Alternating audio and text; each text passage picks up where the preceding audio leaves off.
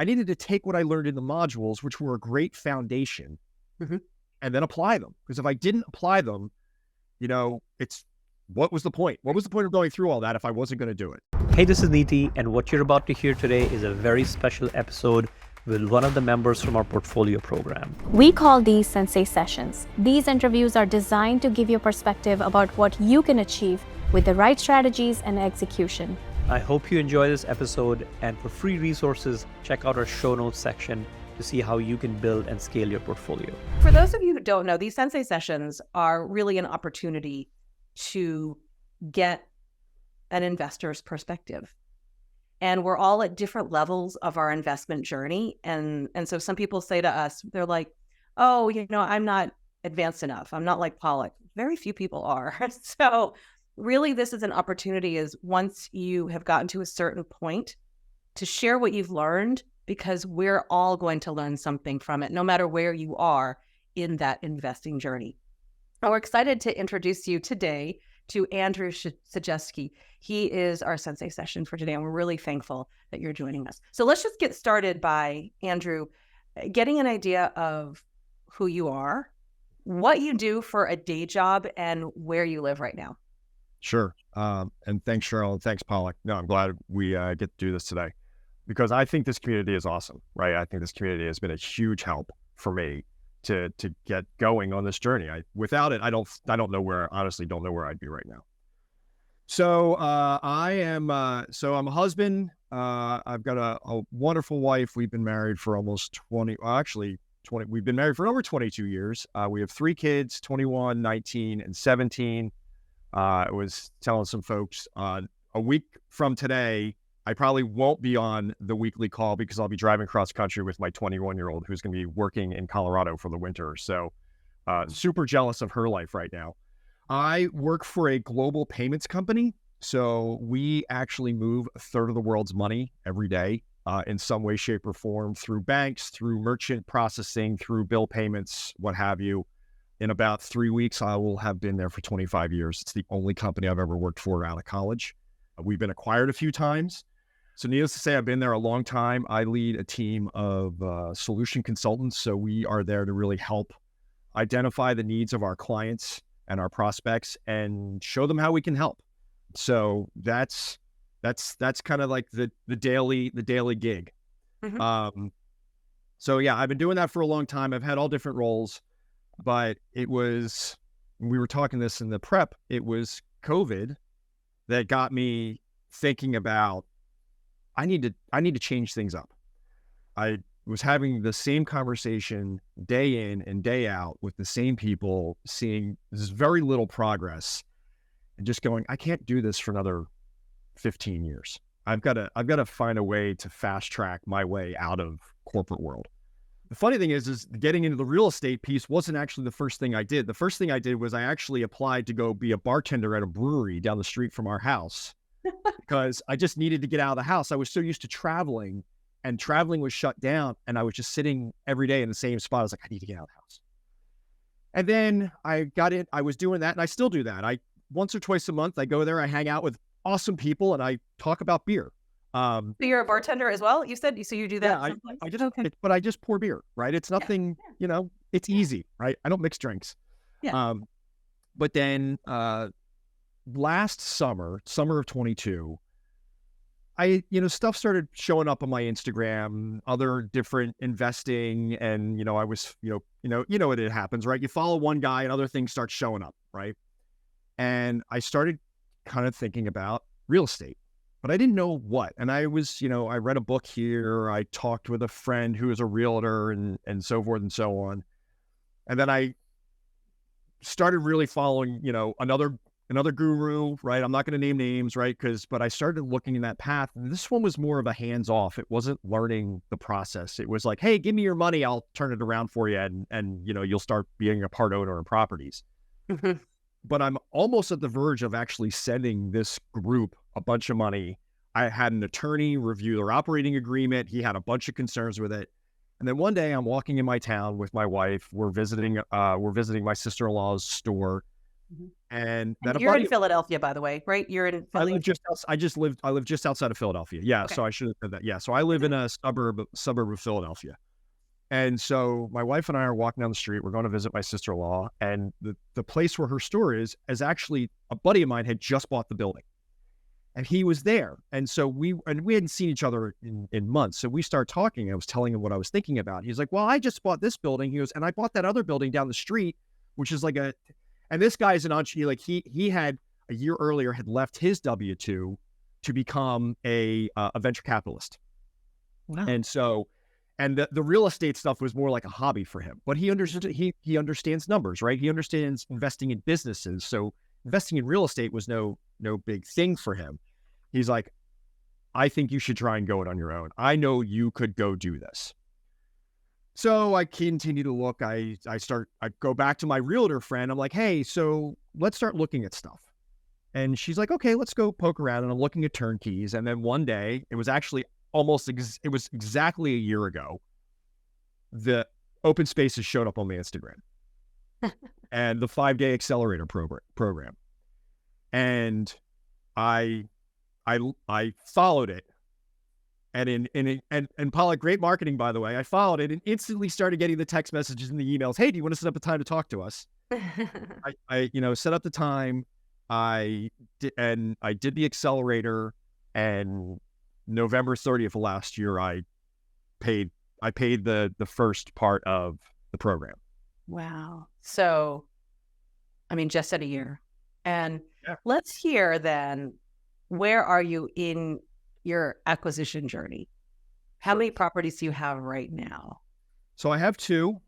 My goal for the year was 4. So I have 5 weeks to try and find a duplex. My realtor and I are actually working on that. Like we're actively scouring for a duplex for me to get before the end of the year, so I could hit my 4. So I'm in Philly now, but I didn't start in Philly. I actually started in North Carolina. So last year at Christmas, a friend of ours who comes to Christmas every year, it's like the one time a year we see her. I was like, how's the real estate business going? Because she lives down in North Carolina. She's like, I retired. I'm like, what do you mean you retired? She's like, the last few years have been so crazy, hectic, and busy, and so amazing that I don't need to work. And she's single. She's never had kids. She's never been married. So like, she doesn't have, she was making money and not spending it. Yeah. And I was like, wow, that's amazing. And so I'm going through the modules. It's a Saturday morning. I'm sitting in the car. My son's at baseball practice, and I'm going through a module. And I just called her up. I said, I know you're retired, but would you be interested in working with me? She's like, yeah, let's do it. Let's go figure it out. So we have like an hour-long conversation, and she's like, the market down here is awesome. There's so much going on. Let me start looking at stuff for you. And then I happened to be traveling down there for work. And so so we took an afternoon, and she drove me around, and we started looking at things. She got me an MLS, search set up, and I've got stuff coming in. And she's looking, and we're looking on a Saturday afternoon. She's going checking stuff out. She is now my boots on the ground. I was like, well, okay, while we're looking, do you know any GCs? She's like, yeah, here, I'm going to give you so one of the things I didn't do is I didn't do a lot of vetting, right? I had my realtor. She's a friend of mine, right? She gave me my GC, right? We had one conversation. We hit it off. I'm like, I'm working with this guy.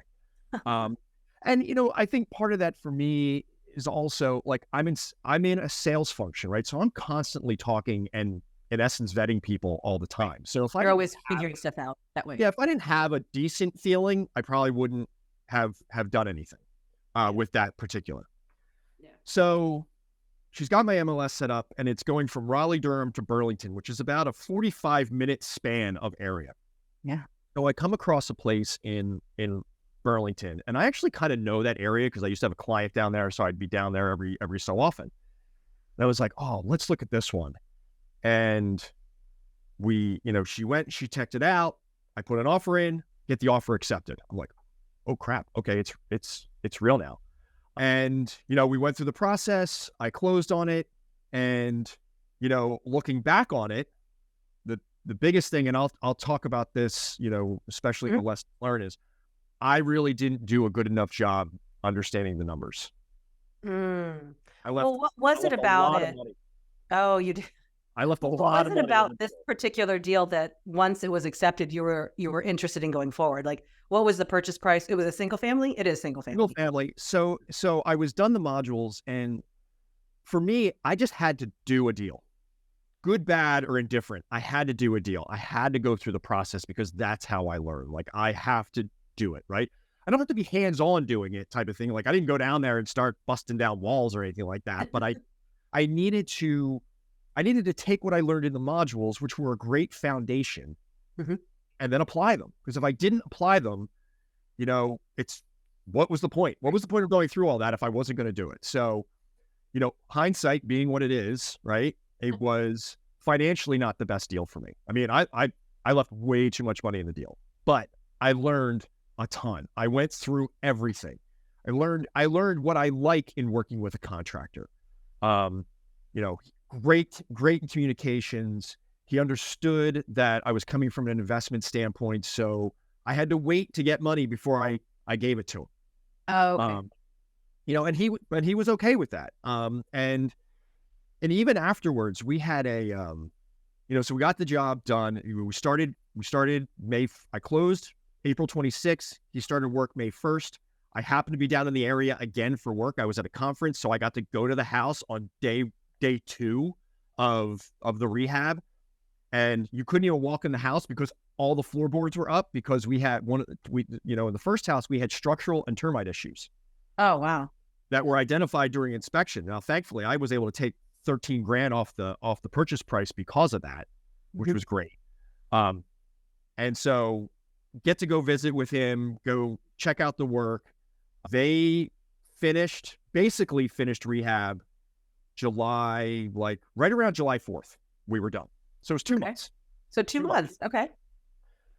And Um, expected, right? You had planned for that? yeah, we were anticipating it to be about an 8 to 10 week effort. Okay. So 2 months ish. As he's getting close to finishing, I go back down again. It's 4th of July weekend. So my wife and I got on a plane, flew down to visit our friend, because it's actually her friend from high school who was our realtor. Okay. Go check out the property. It was a day trip. We were going to fly down, turn around, and fly home. We ended up driving home because flights were delayed, and I being somebody who travels a lot, I know when I see flight delay after delay after delay, I know that usually ends up in a cancellation. So I was like, I'm not staying the night in North Carolina. We rented a car and went home. That week, I had I connected with a couple couple property managers. So the 2 weeks before that, we were on vacation. So I was connecting with property managers while I was on vacation, just having some conversations. And the interesting thing was, the very first one I talked to, she looked at it, she goes, I'm not going to be able to help you. And I said, why not? She goes, you bought in a bad part of town. And I went, wait, that's a bad part of town? Mhm. And because I thought it was beautiful. She's like, no, that's the bad part of town. So then I get in touch with I talked to another realtor, another property manager who happens to be from up here in just outside the Philly area. He goes, yeah, that is the bad part of town, but that's not what you and I would think of as a bad part of town, being from the Philadelphia, metro area. We know what bad parts of town look like, but that was still going to impact my ability to rent. Well, thankfully, I still was able to get it rented in about 2 weeks. Oh, wow. That's incredible. Now I'm breaking even on the rent right now, but I'd rather have it break even than not have it rented. Mhm. So it is rented. So the rehab, everything's got done. it. Yeah, everything's done with it. Did you refinance already on that? I refinanced the day after I bought my the day after I closed on property number 2. Like, the whole thing happened in the same weekend. So, Oh my God. Okay. Let's go back, Andrew. Let's go back. Okay. So purchase price of this house. purchase price was $120. Okay. And you said you're breaking even on rent, which is renting for 12. And what is your ARV on it? The ARV was $210. So purchase price was $120. I put $160 into it. So if you do the numbers, there's $180 I'm out of pocket. That doesn't include closing costs. Like, all said and done, I'm out a lot of money. The good thing is, and I'm not out a lot of my own money. right? So, I know a lot of folks on here have heard me talk about MB Capital, right? So I got introduced to MB Capital. They helped me secure, a significant amount in zero interest credit cards and a line of credit for the business. So that is what I've been using. I've got a strategy of how I'm going to, how I pay those things off, thankfully over time. So it's not like I went and remortgaged my primary residence to go cover that cost.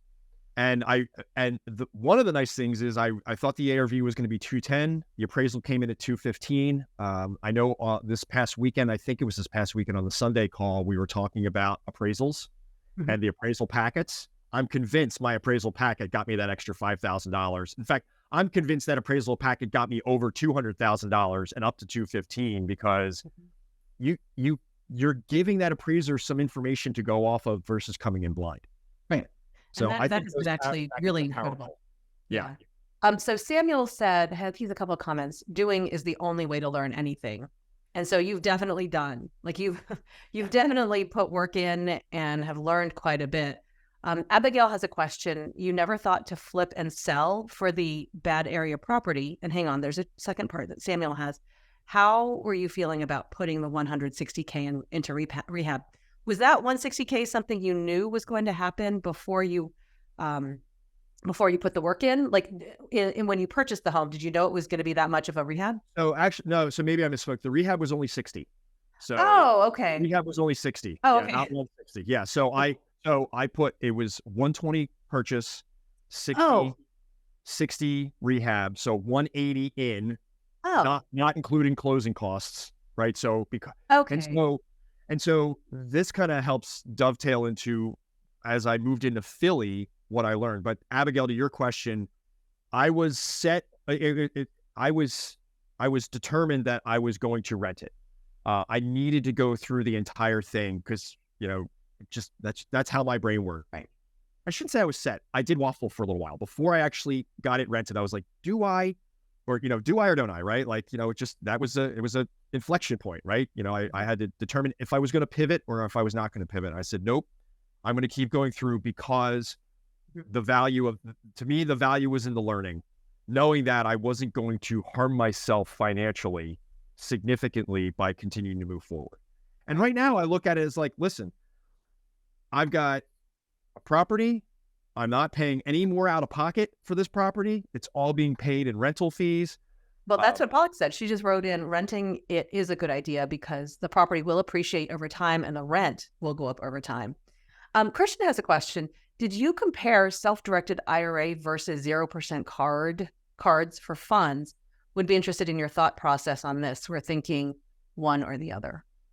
So I did not, because I don't have a self-directed IRA. All of my retirement is in a 401k. Remember, I've been at the same company for 25 years, so I've built up a lot. And the kicker of it is I can't do anything with it until, I'm not there anymore. Oddly enough, I was on a call last week about self-directed IRAs, and now I'm talking to my financial advisor about my wife's solo. My wife's a private, owns her own business. She has her own solo 401k that maybe we look to change to a self-directed.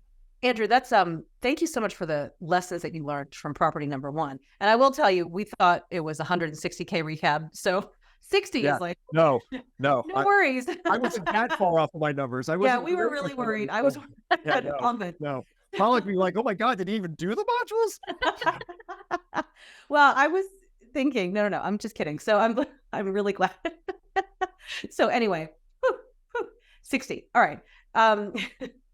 So you went through the whole BRRRR process with this. Anything you want to share with us with property number one that you've learned, maybe about the refinance or the finance itself, that you want to share with us? Any lessons learned? So a couple things. So I ended up using Lima One mainly because RFG would not do my first deal because I was investing out of state.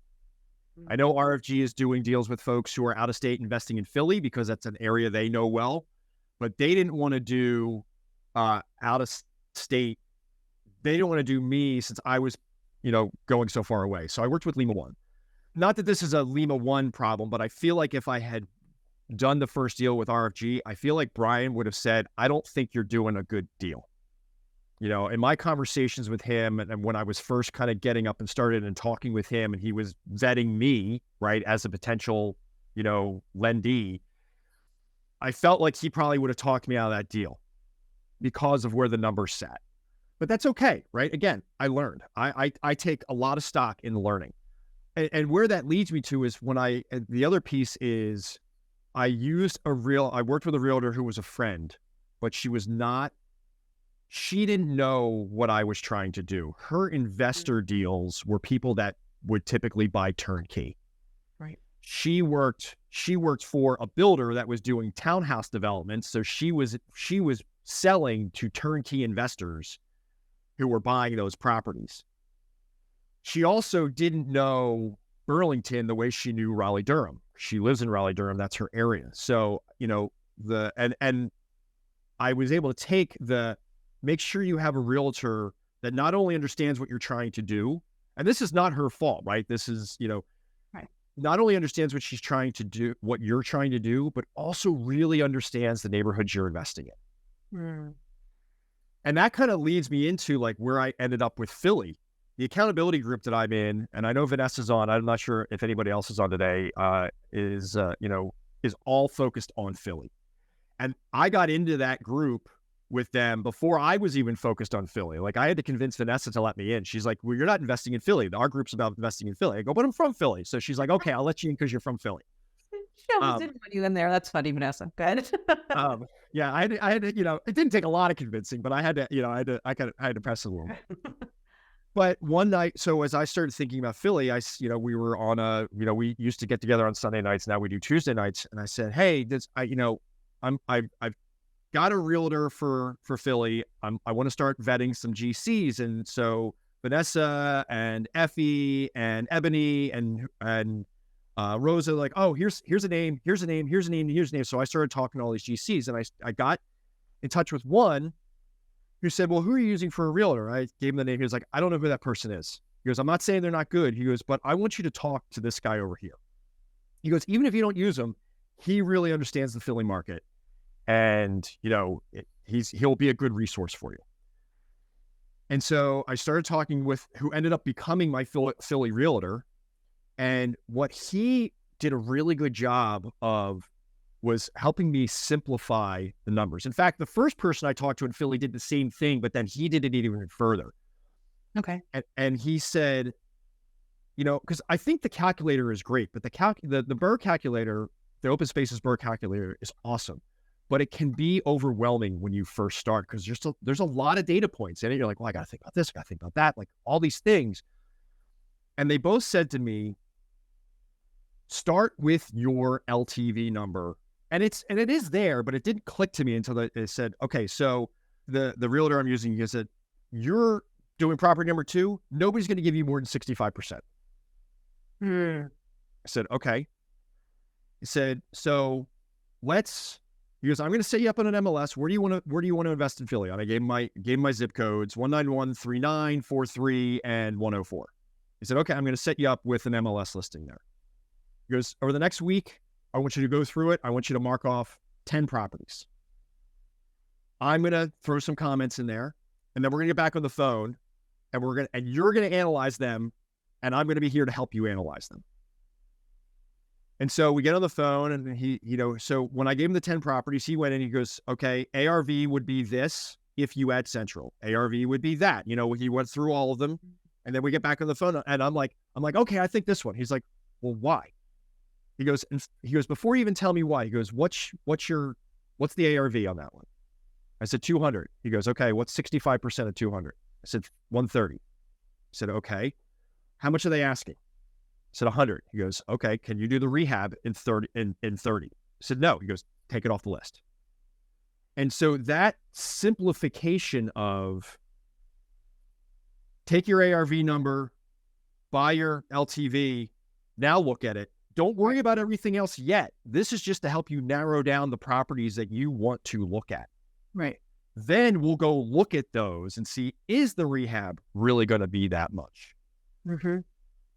And then it's very systematic, right? Step Right. one, does Right. the number make sense before anybody looks at the property? Step Right. two is have somebody look at the property, and does that number Right. fit into that? So we got on the phone. We started with 10. We narrowed it down to 4. The following weekend, we went and we checked out the 4. We spent a Saturday morning and we walked all 4. And then he said, "Okay, do you still think it's going to be?" Mhm.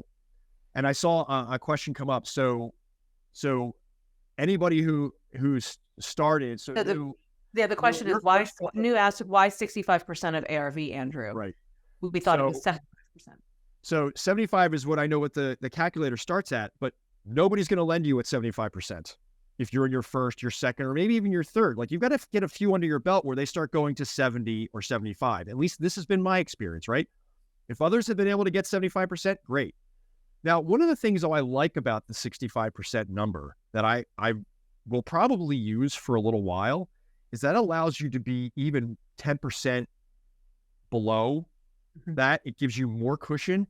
Right. And what I've actually even changed the calculator so that when I look at the rent side, I do the refi at 75%. I do the purchase at 65 and the refi at 70 or at 75. So I've got that buffer, and then I know I'm going to be pulling some money out now. Mhm. And gives you that conservative friction, right? Yes. So here's some comments then. Hang on. Let me just kind of run through them real quick. First, Pollock says working with a realtor who understands the neighborhood well is gold, which you found, that's for sure. Pollock says it's because 10% is closing costs. Right. Okay. Yep. Christian says that's true. I was getting 65% ARV from all lenders for deal number 1. Samuel said struggling to convince any lender to go above 70%. So Pollock says, so 65% is purchase plus rehab and 10% Right. is Exactly. It's just, yeah. equals this does not 75. take into- yeah. Right. Which is not taken into the closing costs. Exactly. Right. It's But kind of quick and it gives dirty. you- It's like a quick it and gives dirty you- number. Exactly. Right. It's the, is it worth moving forward? It's it's either keep it on the list or get it off the list or move on to the next property. Right. And like, that's the thing, like, cause you don't want to sit and do the calculator when you're just doing initial. Again, this is me. It's the quick and dirty. This is how you can go, keep it on, take it off, move on. Mhm. Right. And then go to the next step, whether Right. that's Then go, okay, now, you know what? That one fits that piece. So let's go take a look at it. Right. Is it really what you think it's going to be? okay. So property 1 done Done. completely. Hold on. Yes. And it's not $160,000 rehab. No. All good. Okay. I feel everyone feels better. Yeah. Property number 2, Yep. you then decide to move to Philly. So you're in 2 different states. Yep. One, of course, is one that you live in. Tell me what happens in property number 2, because you haven't given us any property Sure. details, I think, on that Sure. one yet. Yep. So, okay. What did you So- learn, Andrew? What did you learn from property 1 that you took into property number 2? So I think a couple of the things that I just said, right? The realtor and for sure. simplifying the numbers are the 2 biggest things I learned in property 1 that I took into property 2. Okay. So property 2 started looking in Philly mid-August, made an offer in mid-September, was originally on track to close in 2 weeks. 3 days before closing, my realtor calls me up. He goes, "We had a problem." I said, "What?" He goes, "There's a problem with title." Okay, what? He goes, "It's not the house, it's the owners. They are on a red flag list. My title won't underwrite the deal. We've got to go find another title company. We've got to find another underwriter." We found another. Thankfully, we found another underwriter, but the title had to start over again, right? Because they can't take the work. They weren't going to take the work from the previous one because it's different underwriters. So thankfully, we got that figured out. It just pushed everything back 2 more weeks, which, yeah, whatever. That's fine, right? Don't sweat the small stuff. I mean, But you know. that was not a concern for you, though, or was it a concern enough and you found somebody else to help you? Can you explain what that title means or what it meant to you? yeah, I mean, it was, but it wasn't at the same time, because if nobody would underwrite it, well, then I walk away, right? If nobody's going to underwrite it, well, then I'm not doing the deal, right? Right. And I know underwriters, they each have their different risk thresholds. I actually, in my W-2, I spent about 2 years with a client who provide software to the title industry. So I got to learn a lot about title during that time and the underwriter. So it was like and it's funny because I hadn't thought about this client or this business in years. And all of a sudden, all the information I learned back then flooded back into my brain. Right. The computer. I was like, oh, okay, here's what's happening. I know. Like, and then I was like, okay, we're good. If they'll underwrite it, we move forward. If they don't, then we don't. Okay. Move on. That was the one little hitch, leading up to the closing of Property 2. That one, so it was originally in the market for like 130. By the time I even saw it, it was at 112, 500. Oh, wow. I bought it for 90. And this was this year. It was this year. It was just a couple months ago. Yeah. This is, we closed on that 6 weeks ago, 5-6 weeks ago. Wow. Okay. So, and then you anticipated your rehab to be in your quick and dirty method. You looked at it thinking it rehab, was rehab. We thought it was going to be a rehab for that one. We thought was going to be about 50, 55. Budget on that right now, not including contingency, is 56, not 56. Okay. ARV, we expected to be 230, came back at 248. Wow. Yeah. So what was huge about that was, so I did work with Brian and RFG, which meant they funded 100% loan to cost. And I had buffer if I needed it, and I didn't need it. Yeah, that was huge. That ARV coming back like that was huge. And so this must have been recently too. It probably just happened. Maybe the ARV that you got, the appraisal. Well, the appraisal was the financing appraisal, right? So that was RFG's appraisal of the deal, right? Mm-hmm. So that's that came back as 248, which was huge. Yeah, huge. And now we're in rehab. It's moving along. We've had some challenges with payment. My current GC doesn't like electronic payments, and that's what my job is. So I'm trying to convince him that wires are secure. Right now, I have sent him checks. It's crazy. It's almost like you should put a bag of money on his stoop or whatever. I sent him checks. I actually went to the bank today and did a certified check and put it in the mail. I'm like, what? This is ludicrous. So ironic, right? Yeah, it was funny. What you do, but this one, I think I know Vanessa asked. This one is in 19143 Kingsessing. In fact, Vanessa and our places are like 3 blocks from each other. So one of these days we're going to meet up down there. But and I know Effie has a spot right around the corner from us as well. So we're buying up Kingsessing, and we're gonna go turn it into our own. The open spaces hood, if you will. Yeah. Better name to them. So, so it's moving along. Kitchen's supposed to be done this week. I'm actually going to go down on Friday and just check out how things are coming along. We did have to dip into contingency. He texted me on Friday. He goes, "We have a problem." I was like, "What's that?" He goes, "The toilet stack is cracked. People have been sending their waste behind the walls for years." Which is crazy because you couldn't smell it, but I can't imagine what it smelled like when they opened up that wall. Oh my God. You can't make that up. All right. I have to ask you, Andrew, congratulations on property number 2. Actually, Thank Vanessa said that. Kudos to you. Her AR, I'm sure ARC did not come back that high from RFG. You seem exceedingly positive about this when I'm imagining it was not so positive in some parts of it. Like the second appraisal that came back, awesome. Yeah. But it seems like there have been so many, because you and I had asked you before we got on this call, you had not ever invested before in real estate. So This is not, I mean, you're clearly your sales background has helped you, but it's not like, the numbers are still the numbers. And all that. Yeah. How do you help yourself when things are challenging? And it's just challenges life in real estate. Yeah, no, and there definitely are challenges. And I'll get to the answer to that question in a second. But some of the things, I actually skipped over some of the challenges we had on Property 1 after the rehab finished. So, oh goodness,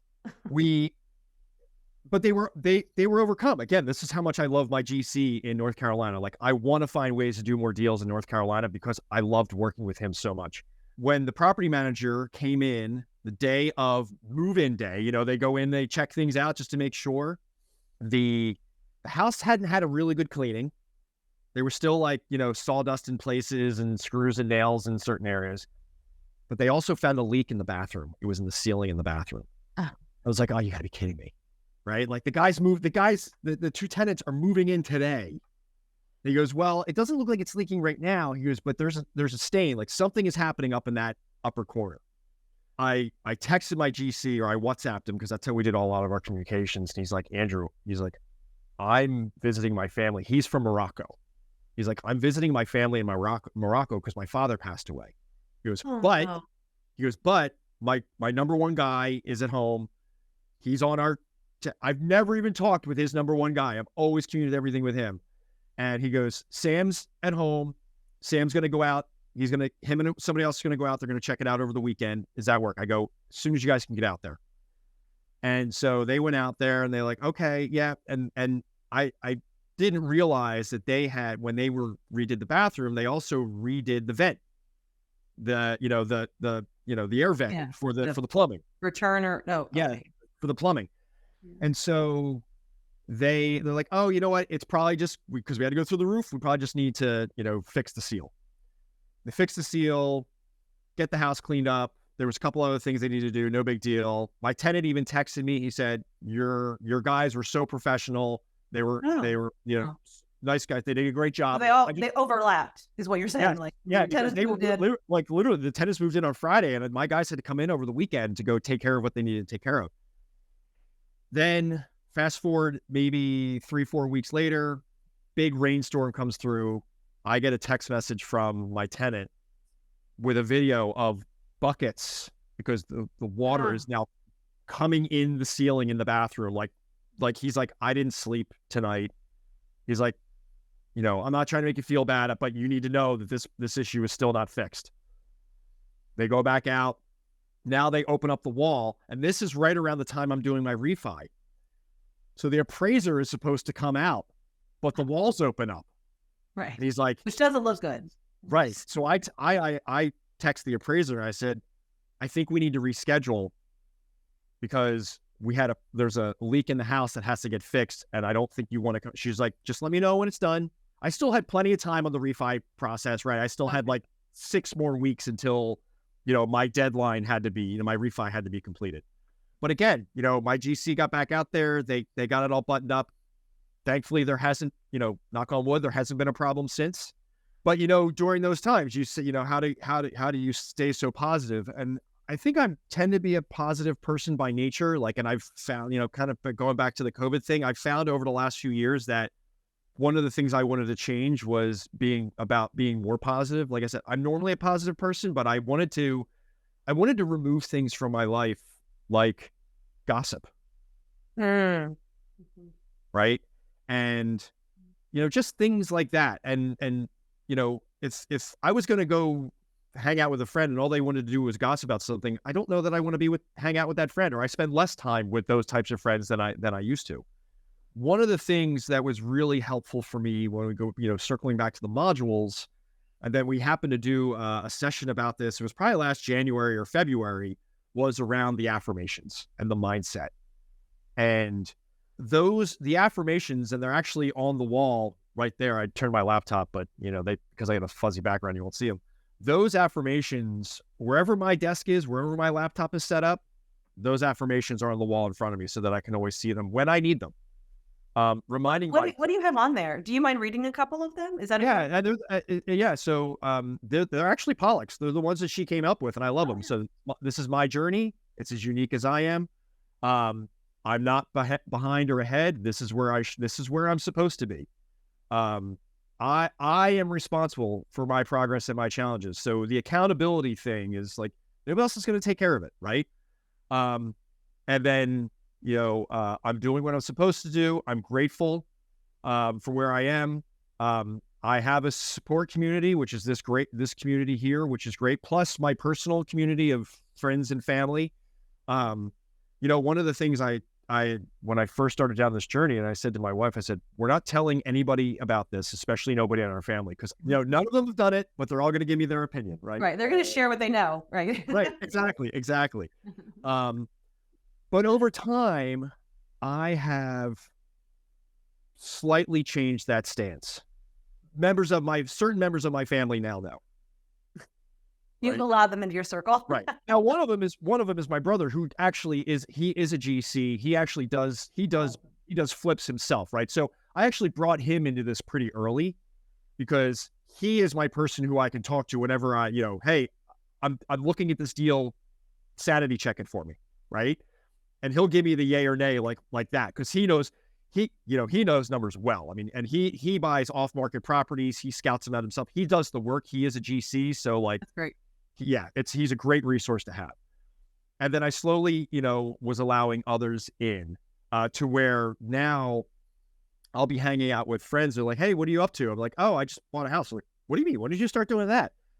They've all been so positive and encouraging about it. Like, that's awesome. Like, I wish I could do that type of stuff. It's like, well, if you ever want to talk about it, I'm always here to talk about it.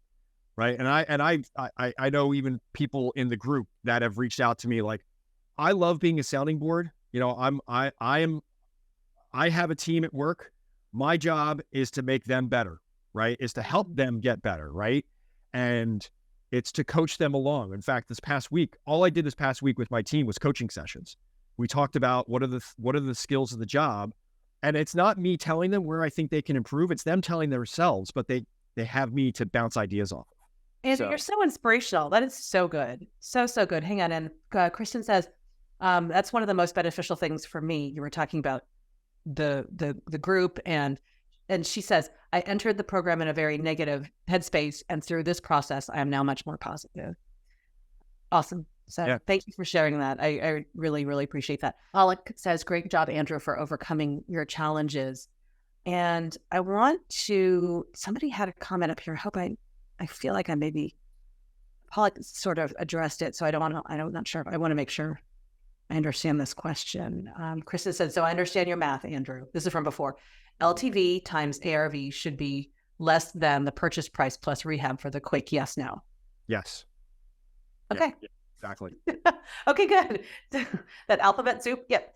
I wanted to ask you, what is ahead for you now? So I'm just sort of listening to where you are, and you're not stopping. If you've got two more that you want to get, two more doors before the end of the year, what city and who's helping you on your team to get you to the result that you want? Sure. So, still in Philly. I mean, Philly is going to be the focus for a while. Oh, Philly's your place. Yeah, Philly's my place now. I mean, there's so much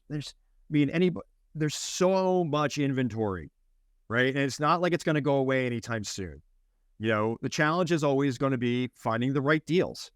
So, it's going to continue to be Philly, and kind of with the affirmations, I would like to get two more doors before the year is out, but I'm not going to beat myself up over if I don't, right? It's not worth it, right? It's like, okay, fine. You didn't, just move on and get them, just do it next year. Now, and I agree with what Pollock was saying earlier. Like, I am trying to use these next 5 weeks to still get, at very least, get a contract in place. You may not close, right? But this is the time. I was talking with my realtor the other day. He's like, listen, people are going to start dumping properties, so we got to keep an eye out. And I know there's a bunch of us on here. Natasha, who was on earlier, we both use the same realtor. Joe is awesome. He's no BS. He's going to be straight with you. He doesn't try. He has never once tried to push a property on me. Like, so many times I'll talk to people like, well, is your realtor trying to push properties? Like, no, they're not. No, he gets what we're trying to do, and he doesn't want us to make a bad deal either, because that makes him look bad if he allows us to make a bad deal. Now, he might give you some guidance, and you could choose to ignore it, right? But he's not going to give you guidance that's going to steer you wrong. So he and I are trying to figure out, like, okay, can we find, if we can't find one, can't find two, can we find one? But I really would love to try and get a duplex at least under contract before the year is over. I wanted 4 doors and $600,000 in property value. I'm at 2 doors and $450,000 in property value. So I'm not too far off, and that's okay. And it was funny because I was looking at a place a couple weeks ago. I took my wife down to see the house. Why was I off? I don't know. I'd taken a day off for some reason, for no reason other than just to take a day off. Right. And we went down to the house, and then we looked at a place over in University City. And she's like, if you get this, it gets you to your goals. And what was interesting to me is that I don't think I ever realized that she knew what my goal was or cared about it to the point where she remembered what it was. Like that to me, I was like, okay, she's paying attention, because at the end of the day, I love my accountability group, but she is my accountability partner, right? In life. In life, right. Yeah. I love that. So, You don't think that the people closest to you are necessarily paying attention until they do, and it's right. powerful, Yeah, right? it really is. Okay. Because she really hasn't seemed to care. She is on the, like, she is technically a partner with me in this, but she hasn't, other than when I was doing design work on the very first house of like, what's the cabinetry going to look like this? That was the only time she really cared, other than she'll ask me, how's it going? Oh, how was your Wednesday call? Right. And then I start talking to her about numbers and her eyes glaze over. So, but the fact that she remembered that, I was like, okay, if she's paying attention at that level, I need to make sure I'm hitting it up for my accountability partner. So good. Okay, Andrew, hold for just a moment. If you're joining us, please share some takeaways and some love for Andrew and the things he shared. So any of your takeaways, please put them in the chat. Helps us to solidify what Andrew's talked about. And it also validates what he's been sharing with us. And before we go to like our last breakout, before we say goodbye, Andrew, what would you like to leave as a takeaway for our community? You've been around for a year. You've seen so many successes. You've also talked with people who maybe sometimes need a little bit of a push. We all need a push, by the way. So what would you say to us as we are heading into, a time of thanks, right? With our families, with friends and things like that. What are your takeaways? Yeah. So I think, one is, obviously be thankful that we're here. Be thankful that we have this community. I mean, I think it's huge. It gave me the basis that I needed and the foundation to move this forward. Kind of part of the affirmations, continue forward every day, even if it's just a little bit. Like I don't spend 4, 5, 6 hours on this every day. Some days maybe I get an hour in. Some days maybe I get 3. It's better to take small actions than no actions. There's going to be distractions, but always take that time to grow. The 1% better really does add up. The simplifying the numbers, I think, is huge. That to me is probably one of the biggest things that helped me over the last year is and gets you out of the analysis paralysis that we talk about here. Is just keep it simple.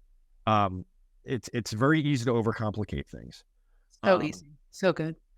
I'm in year 1 of a 5-year plan of getting out of the corporate world, and I wouldn't have thought about that being the case until I did the vision statement and did those things. Use the modules. If you're new, go through the modules. Don't stop until you've gone through the modules. That doesn't mean you need to do them for 10 hours a day, right? But there's a lot of great foundational information in the modules. Andrew, thank you. Yeah. Let me read some of these from, for example, Vanessa saying, I love the determination. Kristen B says, thanks for sharing, Andrew. It was great to hear your journey. Rami says, love the positivity. Mindset is everything for me. Thank you, Andrew. Kirsten A says, very entertaining and helpful. Journey stories. Gratitude is key. Such a wise mindset about surrounding yourself with positive people. Good vibes, so important.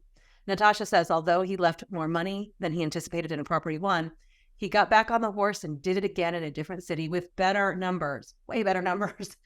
Nick said, great insights, Andrew. Yeah, great insights, Andrew, from Nick. Takeaway, building a strong relationship with the realtor. He's been bouncing around to so many realtors and wholesalers and haven't really focused on a single realtor. Julia M says, thank you, Andrew, for sharing your experience. She's got to go. New said, thank you so much for the quick and dirty math. Anna Melina says, Andrew just breathes honesty and transparency on this conversation. So beneficial. And yes, I'm thankful to be here in this group as well. Gerlin says, awesome session, Andrew. Enjoyed your story. Takeaway is to always remember that my first property will be to gain experience and keep a positive mind. Also, analyze fast approach to narrow deals. Make it a part of your fabric. Love that. That's from Nick. Vanessa says, being persistent will get you what you want. clearing my throat, joining the Philly accountability group, even though not investing in Philly yet. Yep, that's awesome.